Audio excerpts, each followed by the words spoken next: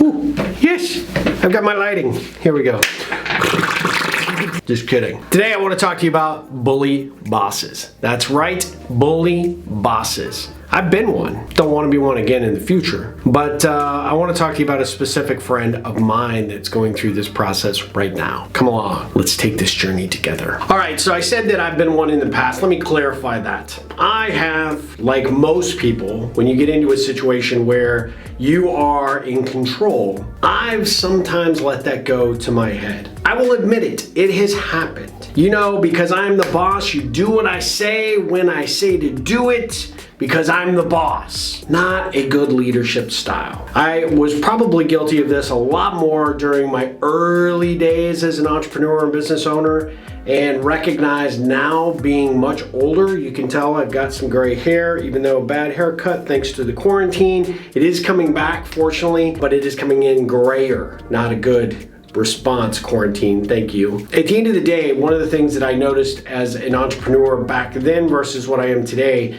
is I was so uncomfortable and unconfident about what I was bringing to the table as a business owner that insecurity actually resulted in me being a bit of a bully. And that is not good. Fortunately, I had good coaches, I had some good mentors that have kind of stirred me around. I now recognize that bully behavior when I see it, and that is why I wanted to talk to you about my friend Cynthia. Cynthia has a boss right now that is challenged. She's a gifted leader, she's a fantastic visionary for the business, but she has this tendency to practice what I call seagull management. They swoop in, they poop all over you, and then they swoop out. But it's the pooping process where they want their way, when they want it, how they want it, and don't ask questions, just get it done. Dictatorial, authoritative approach and style to their leadership that really qualifies them as a bully boss. Do you work for one of these people? Someone that just doesn't really care what you think?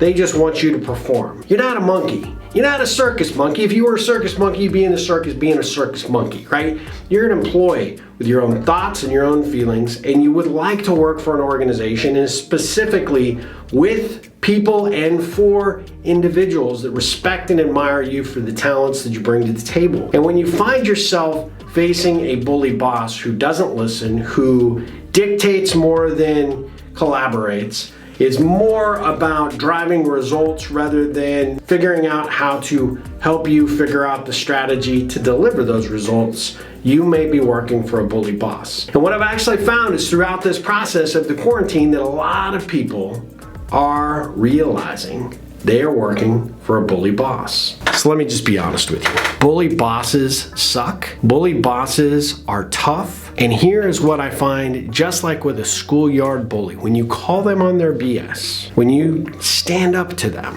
something significant happens. Let me explain. When you see this behavior, this bully behavior, and you say, sorry boss, I don't quite understand what you're asking me to do, or clearly we're having some challenges with communication, maybe we should have this conversation later. Or you just put up your hand and say, I don't know if you realize, but every time that we have this situation come up, this is how it comes across to me. Now, I'm not saying you have to have a Dr. Phil moment with everybody and you have to lay on the couch and say, yeah, my feelings, boss. But you do have to say, look, at some point, I need you to recognize that I'm here because I want to be here. I'm here because I'm committed to the work and I'm committed to delivering the best possible job I can to you, but you're making it difficult, and here's why. What I actually find is with school bullies, when you actually face them down, you look them in the eye and you say, no more, my friend. I am going to stand up to you.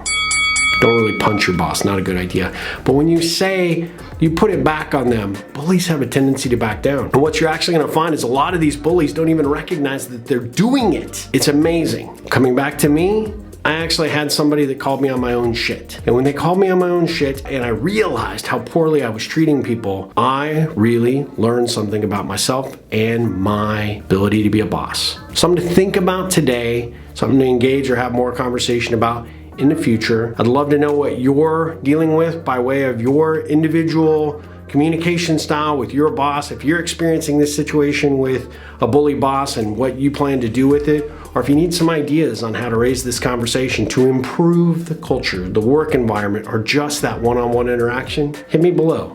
We'll have a conversation and we'll talk about it. Because I, being a recovered bully boss, want to help you solve and recover your bully boss too. As always, ripple on.